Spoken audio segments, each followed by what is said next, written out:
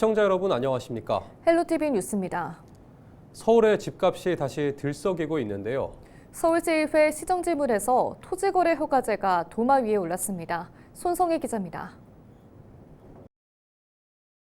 토지거래 허가구역에서는 전세 보증금을 끼고 집을 사는 이른바 갭투자가 전면 금지됩니다. 일정 면적 이상의 토지나 집을 거래할 때는 구청장의 허가를 받아야 하고 실제로 거주할 목적이 아니라면 집을 살 수 없습니다. 현재 서울 전체 면적의 3분의 1가량이 토지거래 허가구역으로 묶여 있습니다. 강남구와 송파, 목동 등 대부분 재개발, 재건축 이슈가 있는 지역입니다. 토지거래 허가제를 놓고 서울시의회 시정질문에서 질타가 쏟아졌습니다. 올해 초 잠실 삼성 대치 청담 일대 해제 이후에 시장이 예상과 다르게 움직이면서 다시 재지정이 이루어지지 않았습니까? 그렇기 때문에 결과적으로 이 과정은 시장의 불안을 잠재우기보다는 불확실성과 행정 일관성에 대한 의문을 낳게 했다는 지적도 있습니다.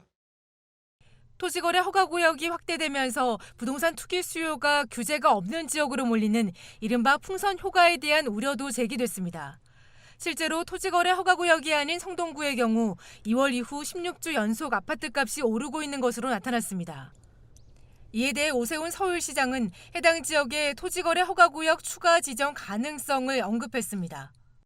한강변을 중심으로 해서 성동구라든가 마포구라든가 몇몇 자치구의 경우에는 예의주시하면서 토지거래 허가제도를 사용하지 않는 것이 제일 바람직하지요.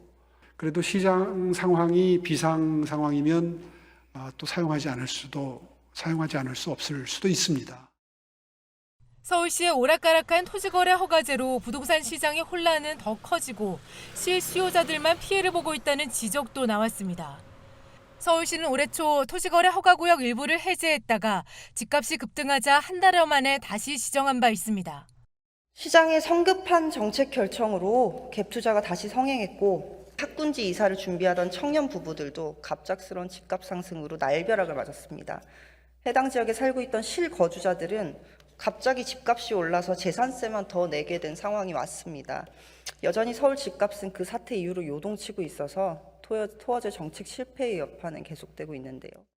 잠상대청이라고 불리우는 강남 특정 지역의 아파트들 몇 개만 남아 있었습니다. 저는 그게 오히려 강남 지역 다른 지역의 부동산 가격 상승을 부추기는 그런 부작용이 있다는 판단을 해왔습니다. 결과적으로는 그것이 잘못된 판단이었던 거죠. 한편 서울시는 토지거래 허가구역 해제 번복으로 인한 논란이 불거진 이후 부동산 정책 전담 조직을 신설했습니다. 헬로티비 뉴스 손성입니다. 은평구가 오는 14일 국가민속문화유산인 금성당에서 나라의 태평성대를 기원하는 민족 신앙의례 금성당제를 개최합니다. 금성당제는 나라의 태평성대와 국민의 무병장수를 기원하는 샤머니즘 축제입니다. 마을 주민과 금성대군 후손이 참여하는 일부 유교 제례와 2부 전통신앙 의례로 진행됩니다. 행사는 황토 물림, 이말산 궁인 혼맞이, 금줄치기 등 20여 개 무속 의례 전 과정으로 치러집니다. 양천구가 체계적이고 전문적인 교육 서비스를 지원하기 위해 맞춤형 학습, 진학, 진로 프로그램을 확대 운영합니다. 먼저 학생과 학부모를 위해 연중 운영되고 있는 1:1 맞춤형 컨설팅을 고입, 대입 전략까지 확대합니다. 특히 수험생 수요가 집중되는 입시 시기에 맞춰 토요일 상담 인원을 증원할 계획입니다. 또 지난해 6회 운영했던 진학 설명회는 올해 8회로 늘리고 학부모 대상 진학 코칭 특강도 14회로 지난해 대비 2배로 확대하기로 했습니다. 서울시가 혼자 사는 무주택 청년에게 월 20만 원씩 12개월간 240만 원의 월세를 지원합니다. 지원 대상은 서울시에 주민등록된 19세에서 39세 무주택 청년 1인 가구로 임차보증금 8천만 원 이하, 월세 60만 원 이하 건물에 월세로 거주해야 신청할 수 있습니다. 소득 기준은 기준 중위소득 150% 이하여야 하며 공공임대주택 거주자, 일반 재산이 1억 3천만 원 이상이면 받을 수 있습니다. 지원을 원하는 청년은 오는 24일까지 서울주거포털에서 온라인으로 신청하면 됩니다. 인천시가 본격적인 신청사 공사에 돌입했습니다. 완공 뒤에는 그간 늘어나는 행정 수요로 사무공간 확보에 어려움을 겪던 인천시에 숨통이 트일 전망입니다. 송유찬 기자의 보도입니다. 지난 1985년, 지금으로부터 40년 전에 지어진 인천시 청사. 행정구역과 인구 증가로 행정 수요가 늘어나면서 사무공간 부족은 물론 주차난까지 이어지고 있습니다. 현 청사로는 늘어나는 행정 수요를 감당할 수 없게 되자 시는 외부 5개 건물을 매입 또는 임대해 부서를 재배치했습니다. 행정 기능이 분산되면서 시민 불편도 늘었습니다. 인천시가 40년 만에 새로운 청사를 건립합니다. 시 본청에 근무해야 되는 사람만 4천여 명 되는데 이 본관동에 들어와 있는 직원이 980명입니다. 이것은 결단코 우리 공무원들이 편리한 사무실을 쓰기 위함이 아니라 우리 시민들이 어떻게 양질의 행정 서비스를 제공받을 것이냐, 이것이 목표인 겁니다. 신청사 건립 사업에는 총 사업비 4,957억 원이 투입되며 연면적 8만 400여 제곱미터에 지하 4층, 지상 15층 규모로 조성됩니다. 또한 기존 청사를 효율적으로 활용하기 위한 리모델링 계획도 포함되어 있습니다. 준공 목표는 2028년 12월입니다. 신청사에는 사무공간은 물론 전시관과 북카페, 스텝 라운지 등 다양한 복합 문화 공간도 조성돼 시민들이 일상생활 속에서 문화와 예술을 즐길 수 있는 열린 공간으로 거듭날 것으로 보입니다. 새 청사에는 차량 1,065대를 세울 수 있는 지하 주차장도 들어섭니다. 현재 건립 중인 새 청사 앞 지하 공영 주차장에도 차량 635대를 세울 수 있고 여기에 민원동과 본관동 등을 합치면 모두 1,882대에 이르는 차량을 수용하는 주차 공간이 확보됩니다.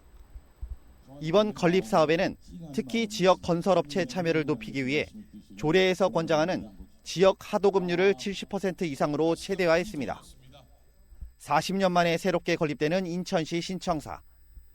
청사가 완공되면 집중된 환경에서의 질 높은 행정 서비스 제공은 물론 여기저기 흩어진 부서를 찾아다니고 주차를 위해 많은 시간을 벌여야 했던 시민들의 불편도 크게 줄어들 것으로 시는 기대하고 있습니다. 헬로티비 뉴스 송유찬입니다. 인천시 의회가 막말 논란으로 물의를 빚고 있는 국민의힘 소속 이단비 시의원에 대한 징계 절차에 들어갈 것으로 보입니다. 더불어민주당 소속 인천시 의원들은 지난 10일 비공개 의원총회를 열고 이 의원의 징계를 논의할 윤리특별위원회 개최를 요구하기로 의견을 모은 것으로 확인됐습니다. 이에 따라 조만간 시의회에 윤리특위 조사 요구서가 제출될 예정입니다. 이 의원에 대한 윤리특위 조사 요구서가 제출되면 윤리자문위원회의 의견을 듣고 이후 윤리특위는 윤리자문위의 의견을 바탕으로 징계 정도를 정하게 됩니다. 지방의회 의원에 대한 징계는 경고와 사과, 출석 정지, 제명 등이 있습니다. 앞서 이 시의원은 지난 5일 40대 시민이 SNS에 올린 개혁신당 이준석 전 대선 후보 관련 글에 넌 학벌도 안 좋지 키읔키읔라는 댓글을 시작으로 설전을 벌이며 논란이 됐습니다. 이후 수준 낮은 언행을 보여드려 죄송하다고 사과했으나 시의회 누리집에 제명을 요구하는 글이 1,000개 이상 올라오는 등 비난 여론이 거세지고 있습니다. 인천 시내버스 노사가 7시간 넘는 조정회의 끝에 임금 단체 협약 교섭을 타결했습니다. 인천시는 한국노총 전국자동차 노동조합연맹 인천지역 노조와 사측이 지난 11일 열린 인천지방노동위원회 3차 조정회의에서 9.3% 임금 인상과 통상 임금 개편에 합의했다고 밝혔습니다. 노사는 그동안 임금 인상률을 놓고 각각 14.9%, 5.2%를 주장하며 입장차를 보여왔습니다. 그러나 진호위 중재안에 노사가 동의하면서 7시간 넘는 논의 끝에 교섭이 타결됐습니다. 인천시는 노사 합의에 따라 올해 320억 원가량의 시 재정을 추가로 투입해야 할 것으로 보고 있습니다.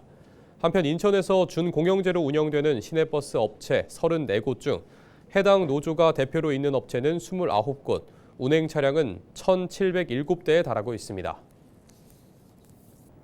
지난 5월 전국 아파트 입주율이 67.2%로 한 달 전보다 6.5%포인트 하락했습니다. 주택산업연구원이 조사한 아파트 입주율 자료를 보면 수도권은 81.7%로 한 달 전보다 1.8%포인트 떨어졌고 비수도권은 64.1%로 7.5%포인트 하락한 것으로 나타났습니다. 미입주 원인 중에는 기존 주택 매각 지연이 가장 많았고 잔금 대출 미확보와 세입자 미확보, 분양권 매도 지연 순으로 나타났습니다. 주택산업연구원은 대선을 앞둔 불확실성과 7월 DSR 3단계 시행이 수요자 심리를 위축시킨 것으로 보고 있습니다. 경기도민 10명 중 9명 이상이 지분적립형 분양주택 공급 확대를 원한다는 설문조사 결과가 나왔습니다. 경기주택도시공사는 12일 도민 800명을 대상으로 실시한 지분적립형 분양주택 관련 설문조사에서 응답자의 93.9%가 공급 확대에 찬성했다고 밝혔습니다. 또 설문 응답자 중 92%가 정책 필요성에 공감했고 87.8%가 청약 의향이 있다는 의사를 밝혔다고 덧붙였습니다. 응답자들은 설문에서 초기 자금 부담 감소를 최대 장점으로 꼽았습니다. 지분 적립형 주택은 초기 10에서 25% 지분으로 거주하며 20-30년에 걸쳐 나머지 지분을 취득하는 형태의 주택인데요. GH는 광교 A17블록에 240호를 공급합니다. 서울시가 21대 대통령 선거 이후 발생한 폐현수막을 전량 재활용합니다.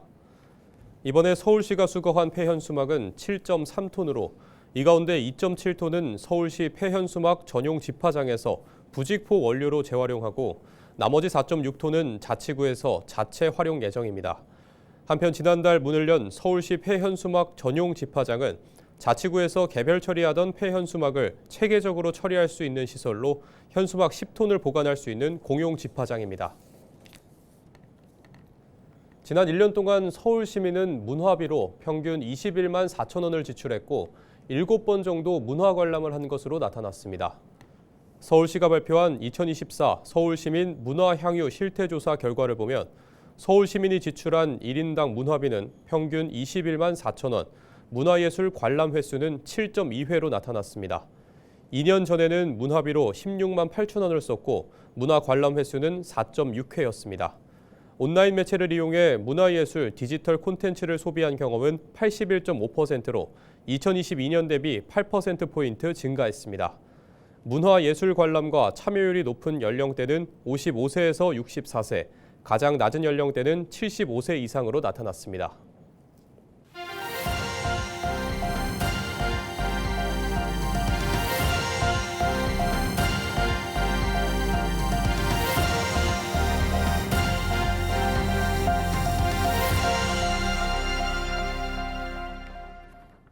올해 첫 태풍 우딥의 간접 영향으로 이번 주말 수도권에도 비가 내릴 것으로 보입니다.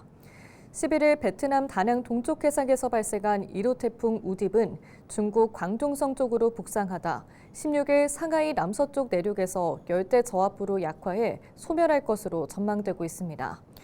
이번 태풍이 우리나라에 직접 영향을 줄 가능성은 적지만 태풍이 몰고 온 수증기가 유입되면서 주말 수도권을 비롯한 전국에 비가 예상됩니다.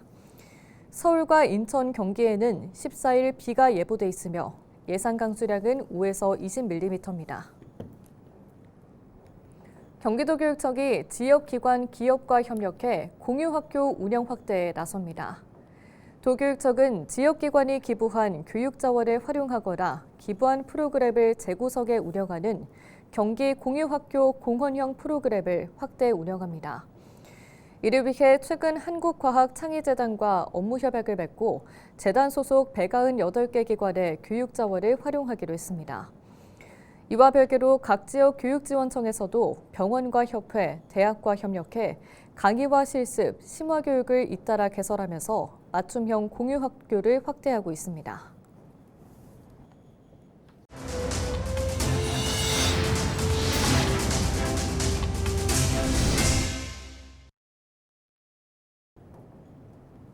이상으로 뉴스를 마칩니다.